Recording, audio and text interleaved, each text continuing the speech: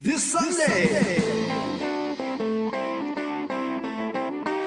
Every Sunday, side by side at the microphone, from the green light to the speed trap, Chris Switzer and Ray Carino calls them as they sees them, and you better believe them. Here, relevant news, biased opinions, and outright bullshit regarding every aspect of automotive culture. Gasp at mechanical trickery never before revealed over FCC-regulated airwaves. Thrill to the explosive tension as Chris and Ray cuss each other down the track and barrel roll across the finish line, laughing at certain disaster as they shake hands for the devil. All that and much more this Sunday at high noon on the Motormouth Radio Hour. Call in and speak live with the Wizards of Speed and live feed, Chris Switzer and Ray Carino. Bring the whole family. Kids under 12 get in free. Every Sunday at noon on WHPC. Take the Long Island Expressway to the Meadowbrook Parkway and look for the sign saying no parking on the expressway and no express service on the parkway.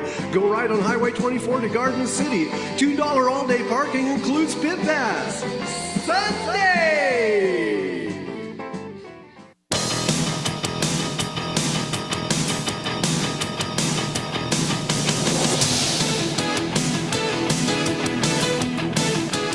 All right, rollicking as we are, you've tuned in to Motormouth Radio, Long Island's only automotive talk show, with your hosts, Ray Guarino, Chris Switzer. How are you, Chris? I see you sliding into home plate, getting... Oh, yes. When I hear the collegiate music, I know it's time for Motormouth Radio, at least the very old collegiate music. Yeah. Well, we don't have any new collegiate music, so we have to use what we got. What can I tell you?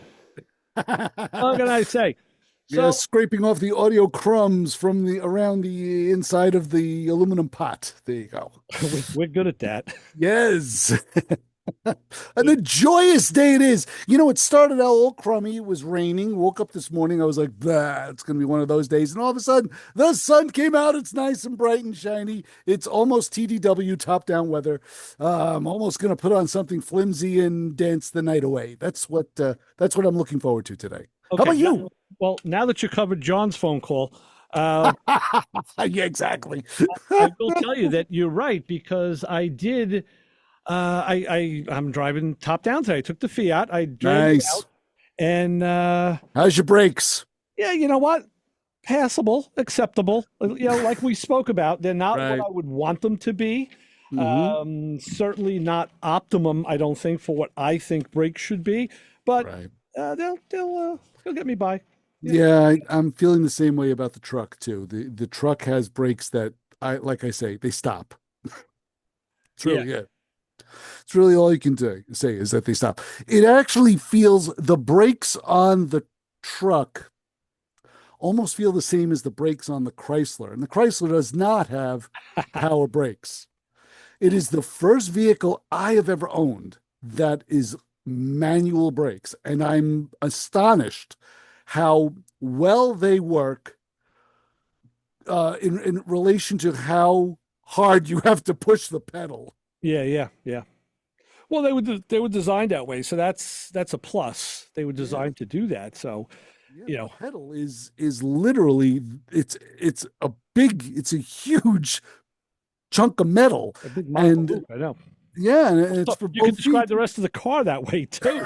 Yeah, it truly is. You know, it truly is.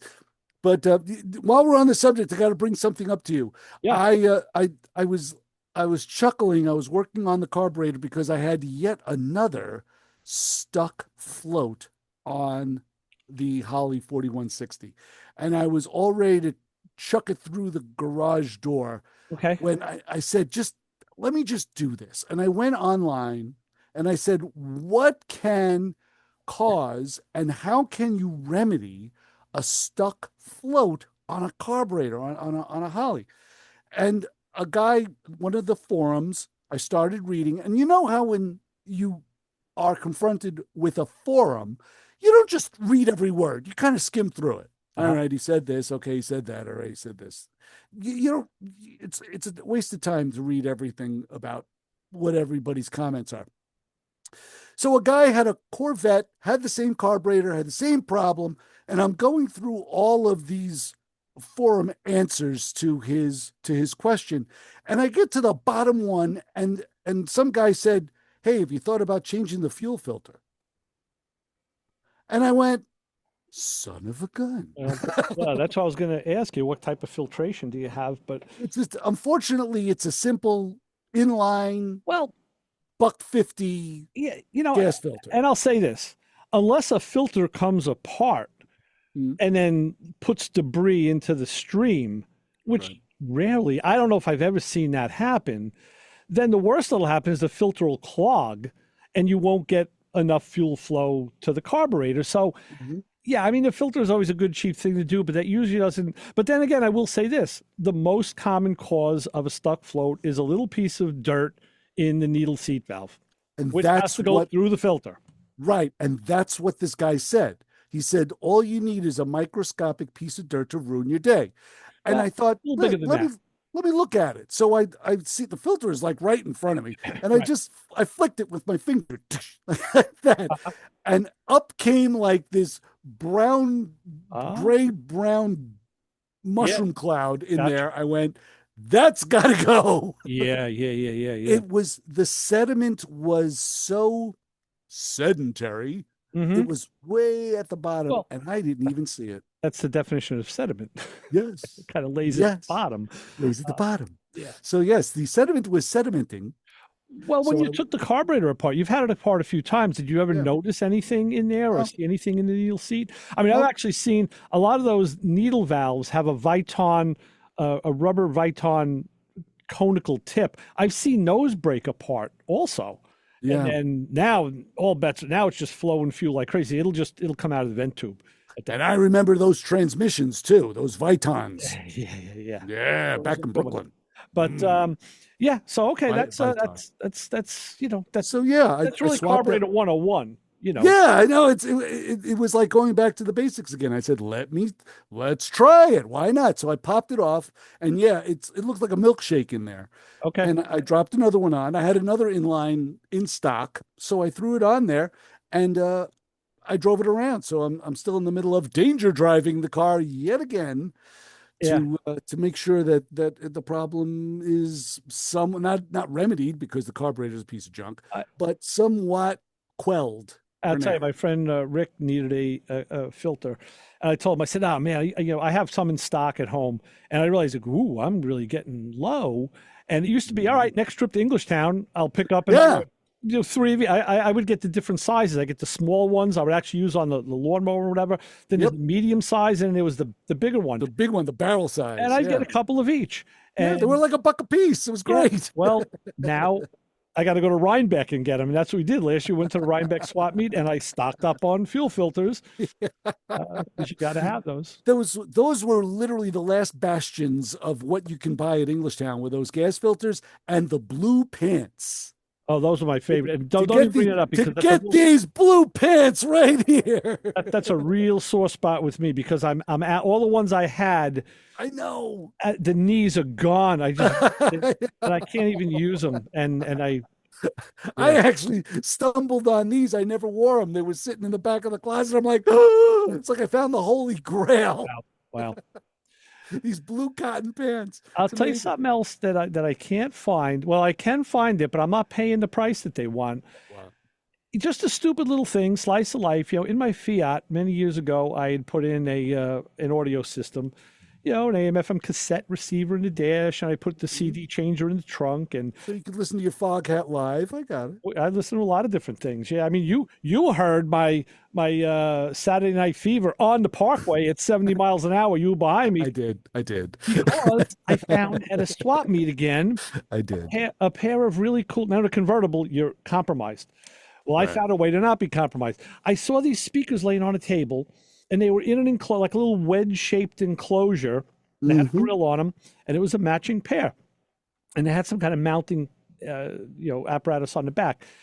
And I said, "Hey, listen, what are these? He goes, yeah. I don't know if they work. Can I pull a grill off? Yeah, I pulled the grill off. I saw they had a 4x6 coaxial in there with a base port. I said, okay, I can put a set of Pioneer speakers in there. And I Okay. think I gave the guy $20 for the pair. One of the best buys I ever made. It ends up, Really? he told me they were out of a Pathfinder and they mounted up on the ceiling way back by the tailgate and pointed forward. Yes. Genius. So I put those on my kick panels, on the right and left kick panel. facing me. And then I put a set of tweeters up on the windshield to give me the highs, and I put a Bazooka bass tube in the trunk. Hence, you could hear Saturday Night Fever behind me at 70 miles an hour on the Parkway. Bleeding through the cracks in the seam of your trunk. Yes. Sounded great. Well, that Bazooka tube a friend had given me, and he said, yeah, I think it's got a problem with the wiring. So I kind of spruced it up, fixed it, put it in, worked great. Then I fixed, That's a nickname I've called you many times. Bazooka, I know. Tube. Yes. And I love that too. I wear the patch on my shirt. I fixed it 3 times. I actually had a hard wire, a power wire right into the board. Mm-hmm. Well, it finally, about a year or so ago, it gave up the ghost again, stopped working. Oh. So I took it apart, and of course, there's electronics on the board that are proprietary. You can't, they burn the rings off the chips. So I've been looking for one, but there's not many swap meets around, and not many that I go to. So just yesterday again, I told my wife, said, you know what, I got to look again. I go online. I tell you something, they still sell them new. And some guys were getting like $300 for these things. The average price, about $150. I said, no, I'm going to find one of them for like $20 somewhere. Some kid will be selling it on a picnic table.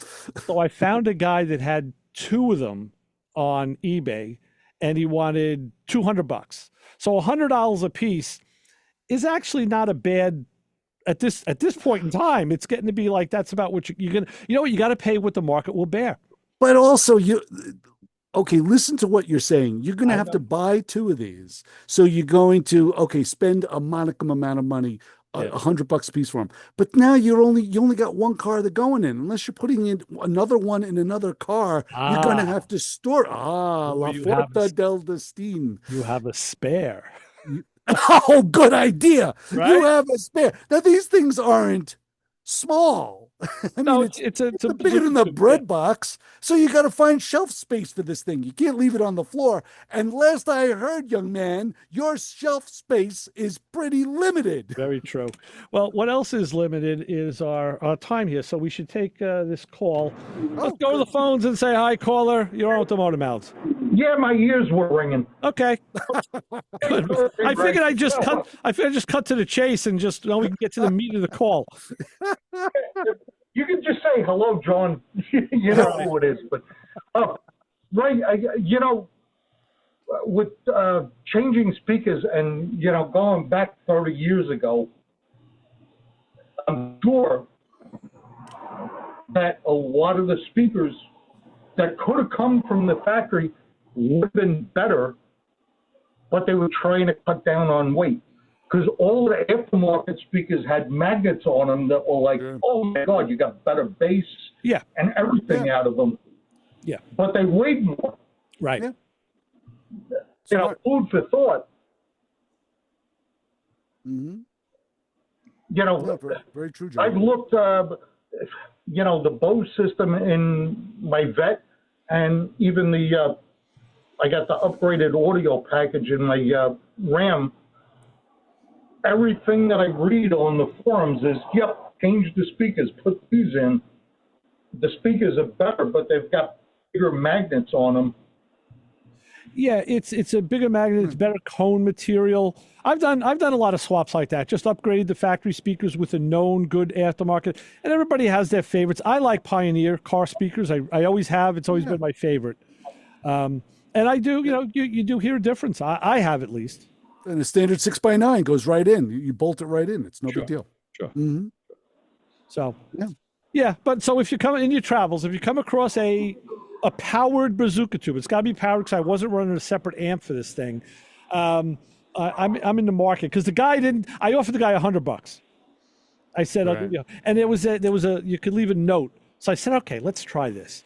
I said, you know what? I said, I don't actually need these. I put need in capitals. I said, I don't need these. I said, but I tell you what, I want to do a project. I want to put one of these in each of my grandkids' cars and sit and watch their face when they turn on whatever music it is that they like to listen to these days. I figured, maybe I'll strike a chord. No, he just said, no, I'm not taking you off. Go pound sand, buddy. I'm not looking forward to your cleverness. No, who cares? So I am looking for a Bazooka tube. I have been for a while. I can always just go and I actually do have a couple of 8-inch subwoofers. I could actually go wire up an amp and put a subwoofer in the back, but I didn't want to get that involved. So I don't know. Yeah, I But it love does. subwoofers unless they're driving past the front of my house. I hear them a block away. Well, you can listen to a subwoofer the right way, and you can listen to them the annoying way. And Yeah. it's a low pass filter that's needed. It's really just made to fill in. My FJ has a factory subwoofer in the back, and I tell you, once I crank the music up past a certain point, it really does fill in really, really nicely. It really makes the soundstage. That's if you appreciate the sound of music. Some people just want a radio, they turn it on, they don't care. I like it. And you do have one of the better systems in a convertible, because the convertible car itself is not a place to put good audio. It just doesn't work. It gets filtered out. You need the roof of the car to kind of enhance the audio experience. And when you don't have that roof, you don't have that experience. And windows up, because if you've ever been in a car, even with a good system, and just roll the windows down, you'll hear that sound just go away. Yeah. So it does reflect off all the surfaces. So, but you can't drive a convertible with the windows down, with the windows up. I'm sorry. You have to drive a convertible with the top down, windows down. It doesn't. Yeah, I'm thinking like if the top time of year, Chris. Still got to do it, John. No, when it's 40 degrees, I still take the convertible out. I crank the heat and keep the windows. Yeah, I'll put the windows down on 40 degrees. I'll do it. But I'm saying, if you're in the convertible, the top is up, windows are up because it's winter. That's when you're going to get the best sound stage as well. That's it. That's it. All right, John. So I can buy a convertible to drive it with the top down. Yeah. Top up. Top up. Right. Right. No, I get it. So keep an eye out for a bazooka tube for me, John. I'm a buyer. All right. I've been hitting the car nights, but they don't have a lot of swap meets at any of the ones that I go to. Yeah. No, eBay ruined that. That swap meets used to be the best thing. Twice a year, we used to go to Englishtown. It was a cavalcade of stuff to buy and sell. Sure. Now eBay completely ruined swap meets. Right. Shame. Got it. The other thing for consideration too is the source of what you're playing. Yeah. Mm-hmm. In what way? I bit the bullet, and I don't know if I can even say this, but Sirius XM, but I bought like a Bluetooth FM converter for the vet. Okay. Yeah. And I wasn't enamored. It was okay. And I bit the bullet and said, you know what? They have a 3-month free, and I reactivated the Sirius XM. Okay. Wow, what a difference! Yeah, you know what? I have Sirius in a couple of the cars. I have a portable one I use in the garage or in my house. But on my phone, since I have the program, I have the app on my phone, and I could Bluetooth it to another device, to a Bluetooth device. So yeah, there's a lot of ways of doing it. Yeah, the only problem with that is it works off of FM into the radio. And, every time you do a conversion, and you know this better than I do, something gets lost. Well, sometimes, yeah. There's you pay to play. And I could tell you, it definitely, and maybe I bought the wrong Bluetooth FM bada B for the right. And then you also got, depending on where you're driving with it, what's good as an unused FM station where I live. Now I drive from here to, WHPC headquarters. Right. And now it's no longer a good FM. Yeah.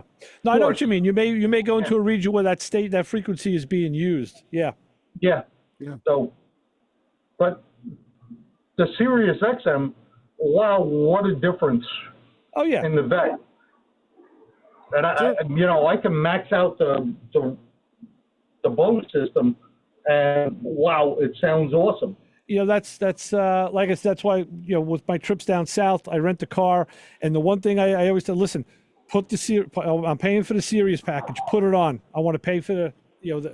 And the one guy looked at me. I said, "Listen, if you ever driven down to the south without satellite radio, it's like all you're doing is you're just scanning channels because that's how I found Gun Talk. I know, but because you hit some spots in Virginia, you're not getting much of anything. No, you hit the hills. You're not getting, Yeah. you're not getting anything.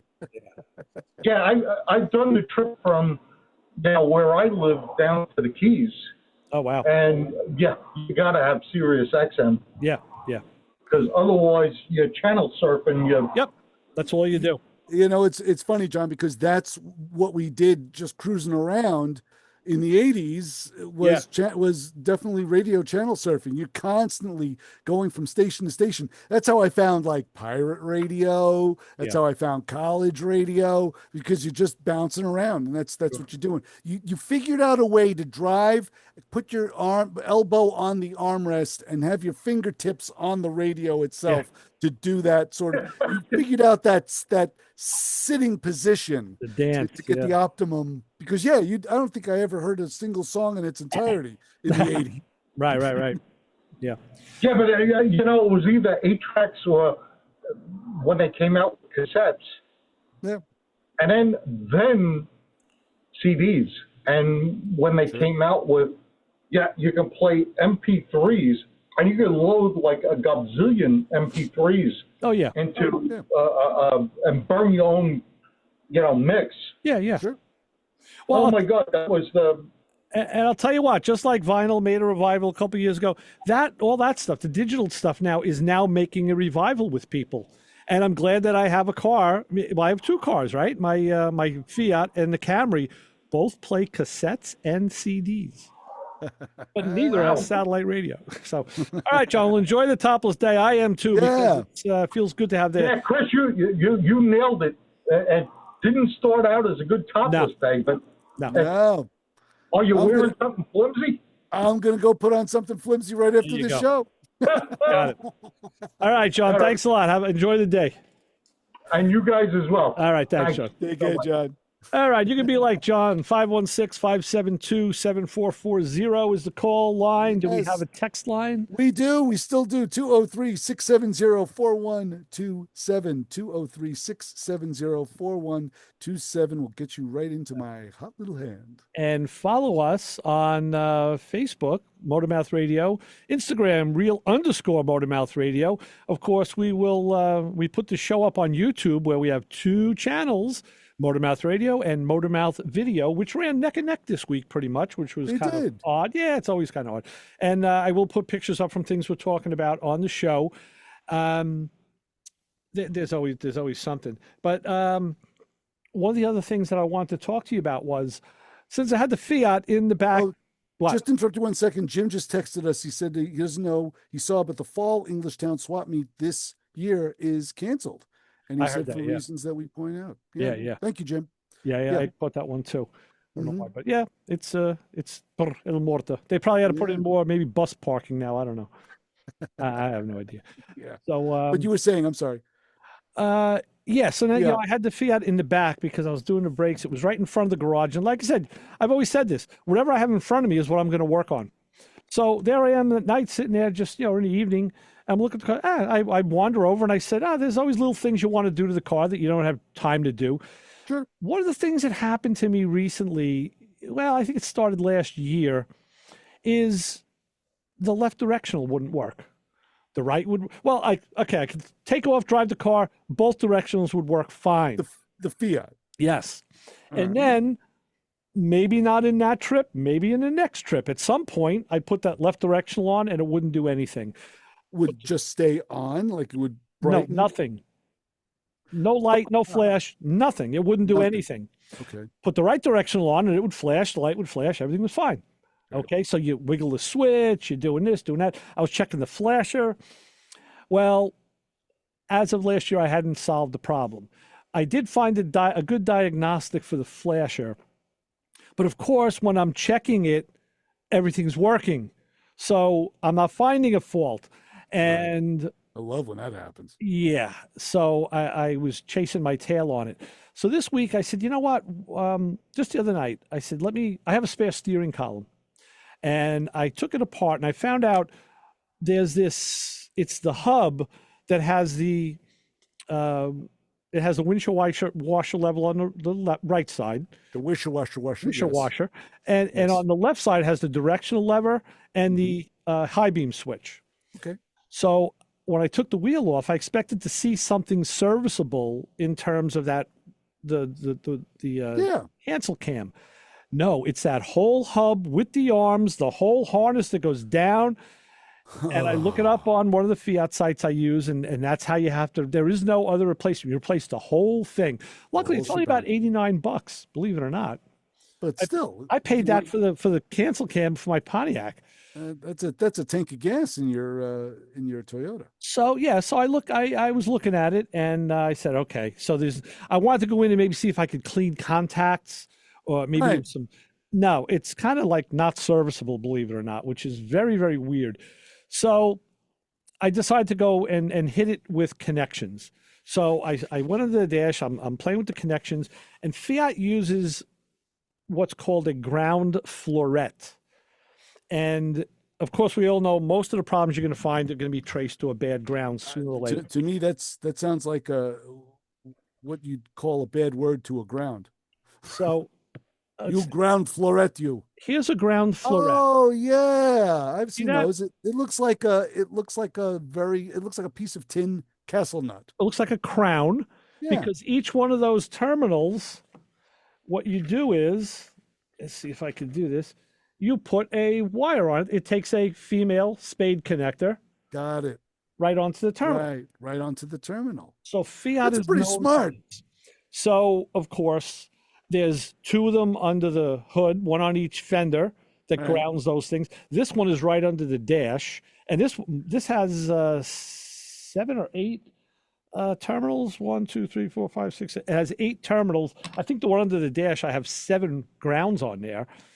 A couple, most of factory, a couple with things that I had put in, and I'm assuming the hole in the center is where you mount it with a screw with a bolt. Right now, that point is now suspect to where does that ground, because that's a body ground. Right. And now I did over the years start optimizing the grounds on that car. There was no ground from the battery's in the trunk. There was no ground from the engine to the battery. The battery grounds, the negative post of the battery grounds to the body in the back of the car. So again, they're using body ground. And then of course the engine does ground, or the transmission grounds to the body. It's a monocoque design. So I ran a battery cable from the front of the car all the way to the back. Right. Good. And I also ran a ground cable, a 4-gauge cable from the engine block over to that one ground floret, which is the body ground. And I grounded the alternator ground over also. This is what you got to do. So, and I've had good luck. My voltage is solid. I mean, the car charges fine. So again, I just attacked the floret. I took it out, cleaned all the terminals, cleaned the dash. I used star washers under it so it would bite. Right. And no directional. Then I took out, I was afraid to do this, but I did it anyway. I took the middle of the dash out, and there's a hazard flasher switch, which has always been flaky in my car. Okay. So like you push it in, when you take it off, rather, it doesn't always stay in that position. Sometimes it would click off, and then the directionals don't work. So you'd have to push and just get it in the right position. Well, I found out what that is. I took that switch apart yesterday, and there's a metal arm with a little nub on the top of it. Okay. And in the switch, believe it or not, there's a plastic channel that has a groove in it that comes up and like kind of around like a little loop. So they have to mate together. Well, the nub follows the track and comes around and stops. And that's what seats that switch. So I'm like, why isn't it seating? So I said, maybe that arm, I bent the arm a little bit. I bent it, made it a little tighter. To give it more tension. Okay. Still didn't have directionals. So then I said, all right, let me go to the ground florets under the hood, check them out. And I did. Everything looks good. I went to the back of the car, and then my taillights have circuit boards in them. And the connector that goes onto them is an edge connector that grabs onto the circuit board. Okay. So I went to the left side, and I took the edge connector off, the big one off the lights. I took the small one off, cleaned them, blew into them, figured that this probably isn't going to be the issue. No, that's not gonna help. And then when I started playing, with the bazooka tube that was back there because it was right in front of me. And next thing I look down, I see the directionals flashing. I was like, "Hey, look at that! What was that? Tied to the bazooka tube, baby." So no, I don't know. It was probably one of those connectors in the back. I don't think it was something I did in the front. Oh, son of a gun! It was that connector. Again, it came down to a connector and the corrosion, and they weren't really corroded. But you don't need the point is you don't need a lot to break a circuit. And I have to believe that just by mechanically moving those connectors on the edge pin of the circuit board, made a better connector. So now, of course, and now the directionals are working fine. If they go out again, I'll go right to the back, and then I'll do maybe more of a forensic. Maybe I'll pull the housing apart, take the light. I should have brought one in. I have a spare light, the board. I'll put a picture of it up on this week so people can see it. But again, the point of the thing is never underestimate a ground. You know, Joe used to always say, "What part of a bad ground don't you understand?" 9.5 out of 10 times, it's going to be a ground that's going to be your problem. Yeah, he is so right. And it's funny because I've even taken it that much further. Anytime I see a ground, I just pull the bolt off, clean it, put it back on. I just have to see it. Yes. Or when I was working on the Explorer, I had to pull the valve covers off it to change the VTT solenoids. Right. And there in that process, you have to remove 2 grounds. So I didn't even know they were there. I went, "Oh, okay." Pull the ground and clean the bejesus out of it and put it back on again. If it's electrical, it'll have a ground. Yeah. And sometimes it grounds through the mounting, like a temperature sensor, whatever. But yeah, there'll always be a ground. All right. So the other thing that's grounded us is the bottom of the hour. We need to take a break. And I guess the first thing we should do is weather. Well, right now for Toronto, Hamilton, and all the cottage country, except the extreme north, we're going to have skies that'll be as clear as a bell. And if I'm wrong, I bet you come in here and wring my neck tomorrow, huh? Yeah, we get that all the time. We got ligature marks. So the weather update, yes, our WHPC weather forecast is powered by Pantano's Gourmet with locations in Hewlett and Uniondale. And like I said, it started out like a crappy day. It was raining. Right now, it's beautiful. When I look outside the WHPC weather window, I see blue skies, a little bit of clouds. High today is supposed to be 80. Tonight, clear skies and about 64. It's been getting cooler. We were out on the deck last night. My wife put her sweatshirt on. I was like, I don't know about that yet, but, My heat wave is no longer for this year. I was hoping for another heat wave. Didn't get it. No. You got to call Martha Reeve and see if she'll cook one up for you. Tomorrow, mainly sunny with a few afternoon clouds, high of 79. Tomorrow night, mostly clear, low of 62. So that's kind of nice. Also, WHPC invites you. Yes, you. Me? Well, you too. Yeah, why not? Yeah. Celebrate summer at the Harry Chapin Lakeside Theater at Eisenhower Park, Field 6. The illustrious Field 6. This week, it's Thursday, August 27th. Join us for American Idols. See, if it was Motormouth Radio sponsoring it, we'd have to have the show. We'd have to have American Idling. But they didn't ask us, so it's American Idols on the 27th.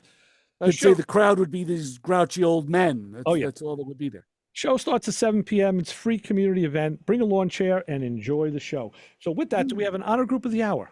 We do. And on the third half of this program, I want to talk about how crud got in my way and ruined my day as well. So want to get into that. But also, we have, of course, our archive shows that are available on Car Course Media, CarCourseMedia, carcoursemedia.com. We have a cavalcade of stars. Back on March 9th of 2003, myself and, of course, our illustrious prior co-host, Steve Broncatello, interview Harold Michelman from Surf Glass, which is always a good time. And then again, on November 7th of 2010, you and I sit down with Frank from Centurion Cruisers and Barry from Neighbors Auto. And of course, on June 6th of 2021, you and I sat down with the ever popular Steve Magnante. So those are the shows we have up this week on Car Course Media. And now taking a look at the Motormouth Radio Honor Group of the Hour. This week, if you are part of the Folding Chair Commandos, those seasoned car show veterans who arrive prepared for anything. They've got the folding chairs, the cooler, the umbrella, the sunscreen, the snacks, and enough supplies to survive a weekend at the show. They stake out their territory early, unfold their chairs, sit back, and settle in for a full day of cars, conversation, and questionable decisions about buying another project car. And don't even think about parking your chair in their spot. They've been coming to the show for 20 years, and that's their spot. They know when the best cars arrive, where the shade moves, and as the day goes on, and exactly how far they are from the bathroom. So here's to the men, the women, who understand that enjoying a car show isn't just about cars, it's about being comfortable while you look at them. To the Folding Chair Commandos, we salute you! You are this hour's Motormouth Radio Honor Group of the Hour this week. There you go. Excellent. Very good. Thank you. So with that in mind, we will take our break. We'll be back shortly with more Motormouth Radio with Ray Guarino, Chris Switzer on 90.3 WHPC. Keep it where you got it.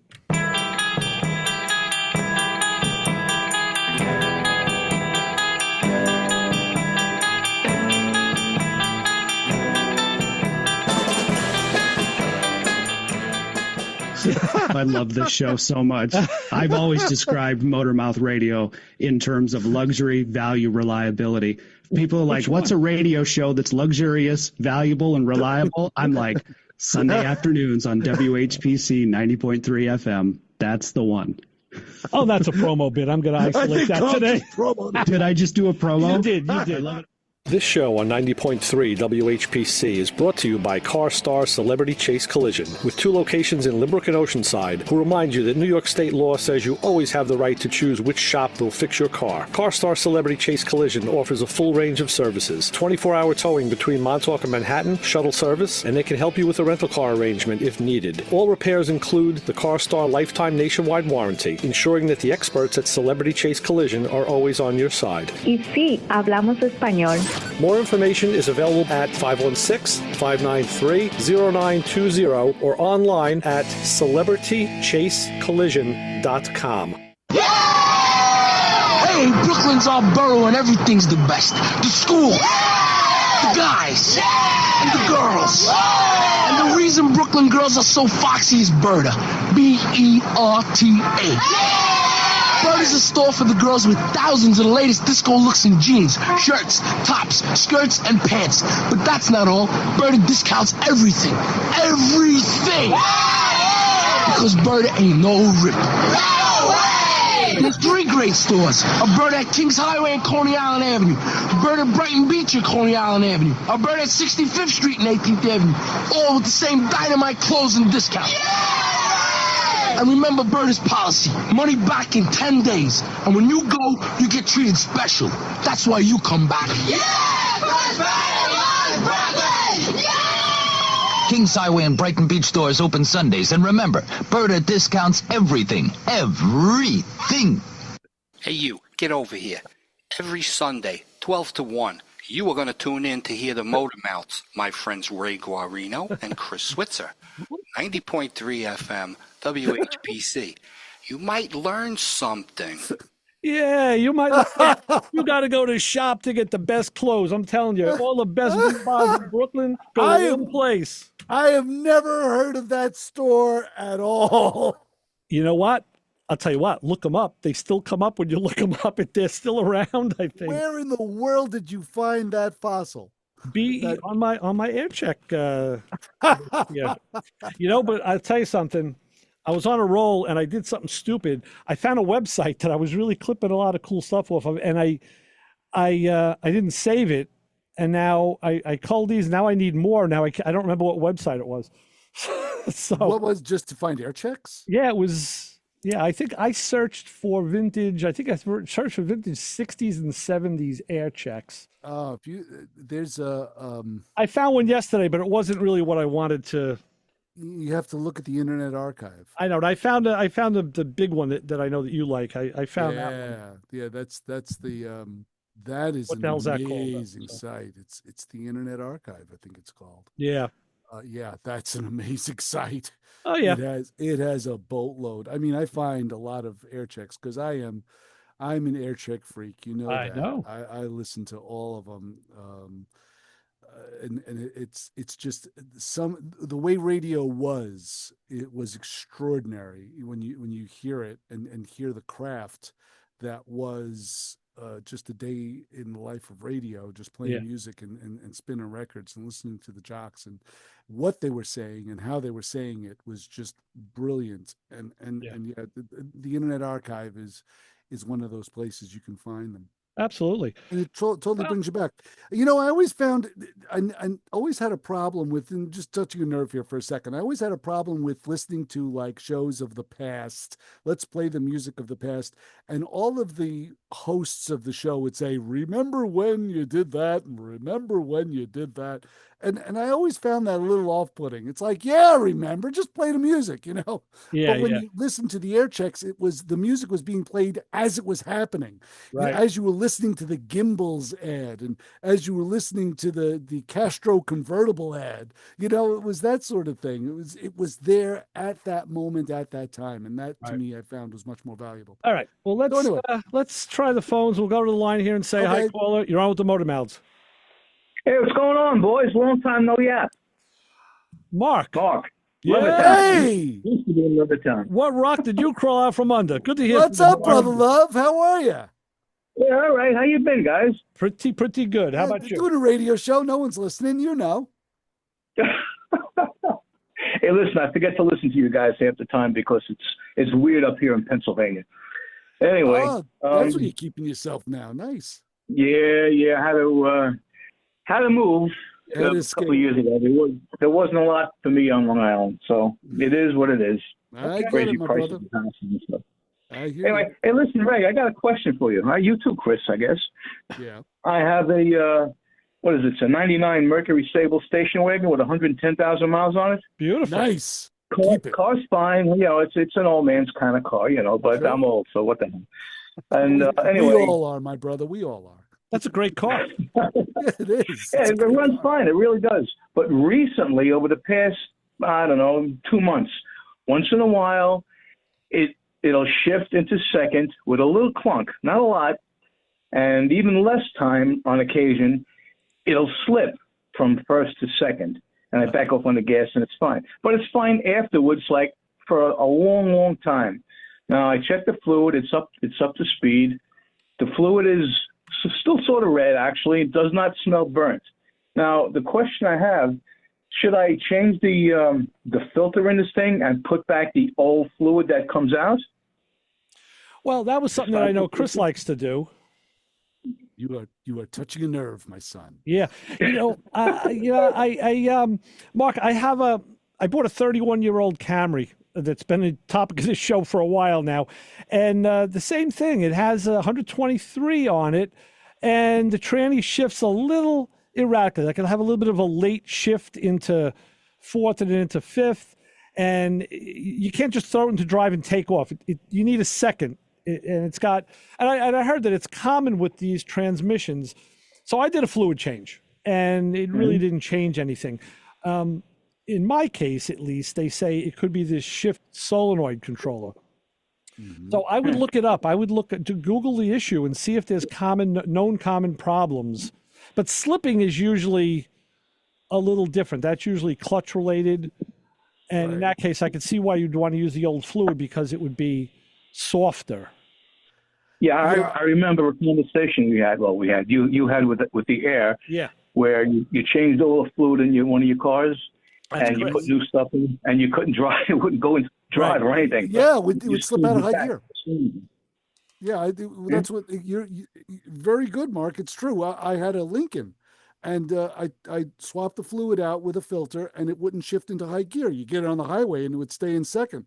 So I brought the car back, dumped the new fluid. Now, mind you, we're not talking about the exact amount here. We're talking about fluid that is now mixed with 12 quarts of old fluid.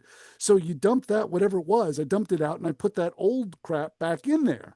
and it shifted fine after that. And then I sold the car because I knew it was on borrowed time at that point. So yeah, it's now you're taking the gamble. The car's got over 100,000 miles on it. Do you know when the last time the fluid was changed?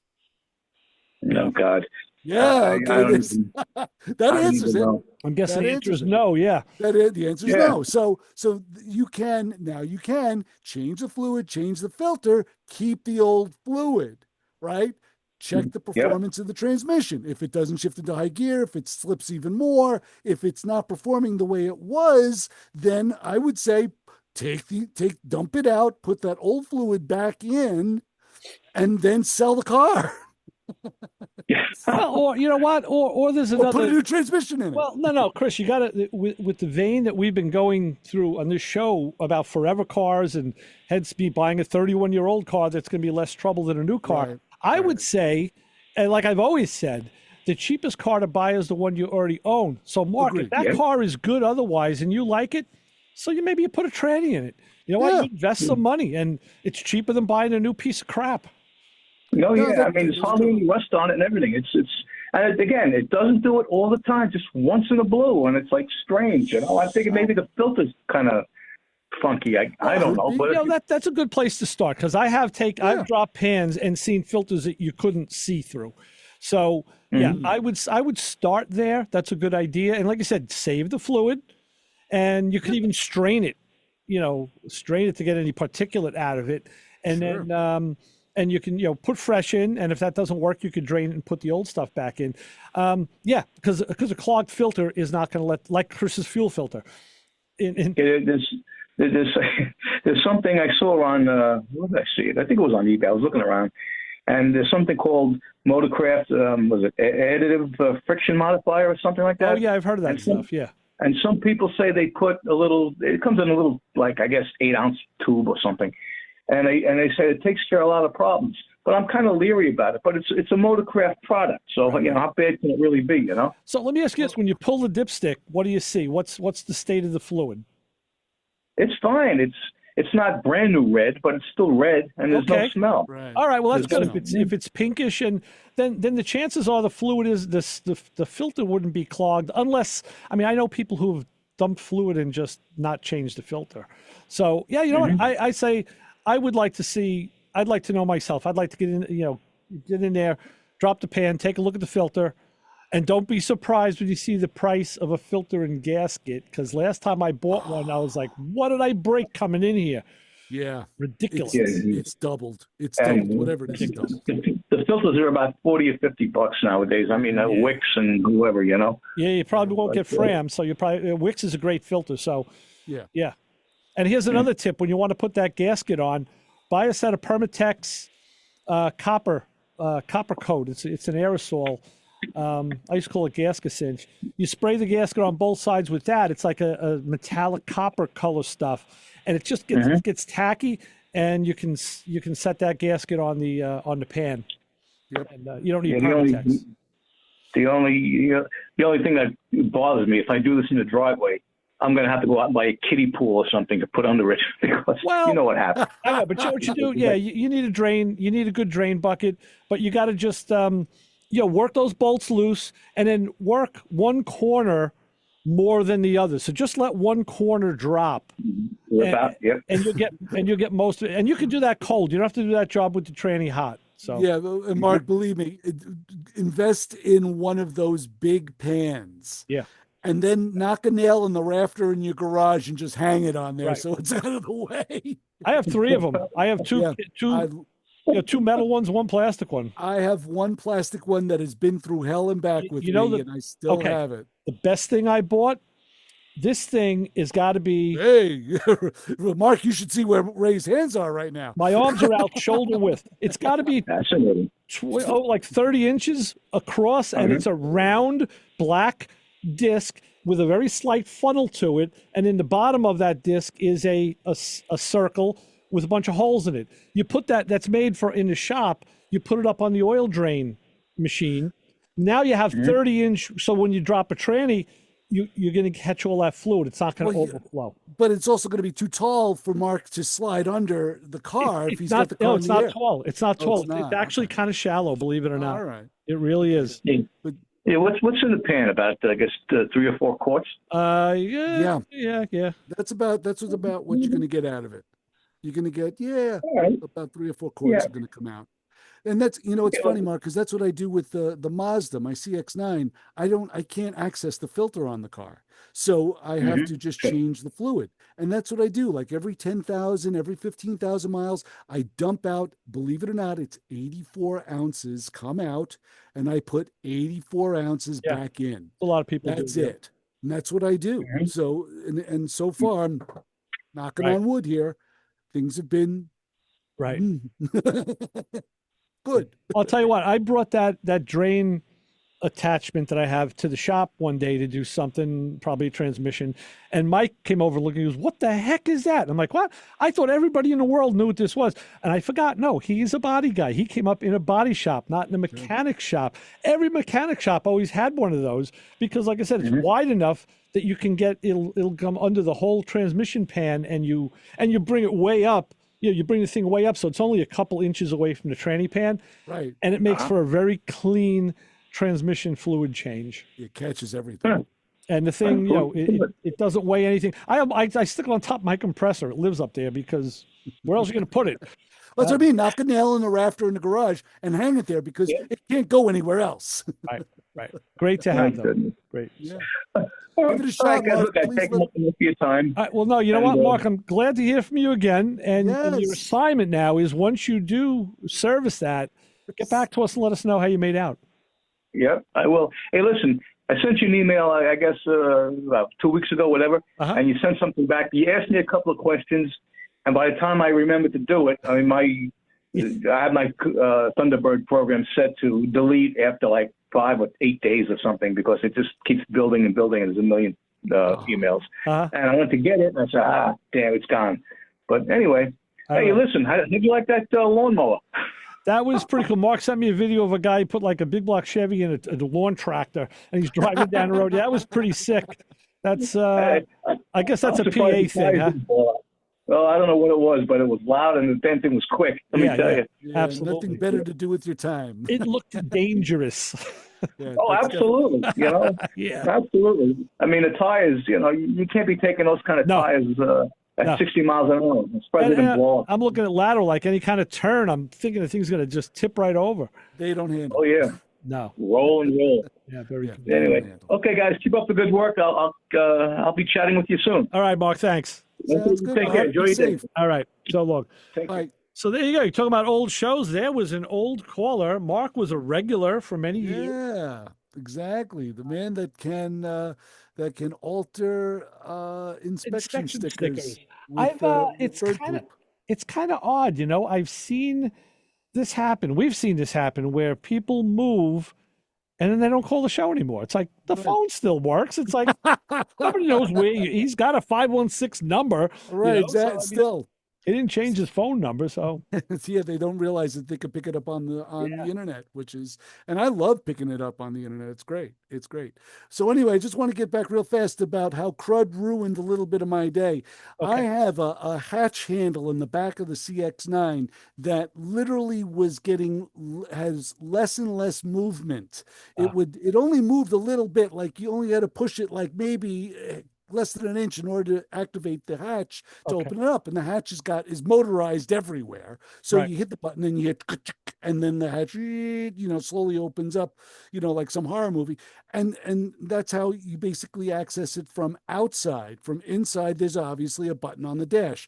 So the switch stopped working. The outside hatch stopped working. Oh, so, like my Cruise, the same thing. The button stopped working the trunk. Right. So what I had to do was I ordered another handle, and the handle had an arm affair with a micro switch. Okay. And when you pulled on the handle, you activated the micro switch and basically ran the motor. The motor wasn't part of the handle, though, thankfully. So I said, all right, I'll just swap this out in an afternoon. So what I did was I had to pull the back panel off the back of the hatch. And in order to do that, you had to pull the top panel first, then the side panels, then the back panel. Now it's a matter of pulling all these plastic pieces off without breaking the panel or the clips.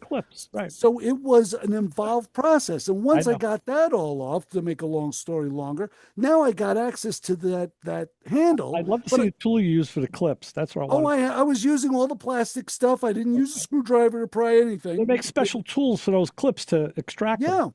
And I have one. It's a pair of pliers that actually does this. Yeah. That's good. Separates like that. So, and that came in very handy for this job. So I was able to do that. And before I got the handle out, the handle wouldn't come out because there's a bezel that sits above the license plate where you reach in under. That had to come out. Yeah, same as the Cruise, believe it or not. So, right, exactly. That's why I'm thinking about this. So that had to come out. And now, mind you, I wasn't putting the hatch back down because I was afraid that I wasn't going to be able to get it back up again. So I'm standing on a 5-gallon spackle bucket and working that way to get the panel off. And now, of course, once the panel's off, I got to clean everything around it. But one way or another, I was able to swap out the handle and it worked. But I realized what the problem was from the old handle was it had a spring in it that literally looked like it was just ready to crumble in a million pieces. It looked like someone pulled it out of a pond. The shaft where the handle hinged on was just terrible. It was in such disgusting shape that I think what ruined it was pulling on that handle. That crud kept that handle pushed onto the micro switch and cook the micro switch. Yeah, it could be. It's the only thing I could figure. You can check the switch with an ohmmeter. Well, yeah, that's what I'm going to do. I have it sitting on a bench because I swear to you, I am not buying another one of those things because they were like $200. Wow. So yeah.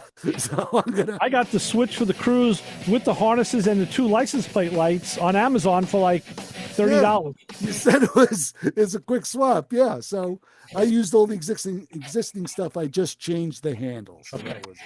All right. So that's going to be it. Chris, what do we tell the people waiting for me out in the parking lot? Don't follow us home unless you got a good Mazda CX-9 rear hatch handle. I'll look for you when I get out there. All right, so for Chris Switzer, Ray Guarino, we'll be back with more Motormouth Radio next week. The Corvette guy, the road the book was supposed to come in this week, but he didn't. Him and Lake Speed are both in a holding pattern for us, so we'll see if we can get one of them on. And we'll be back next week with more Motormouth Radio on 90.3 WHPC. See ya. Thank you, Mark, for listening. See you, bye.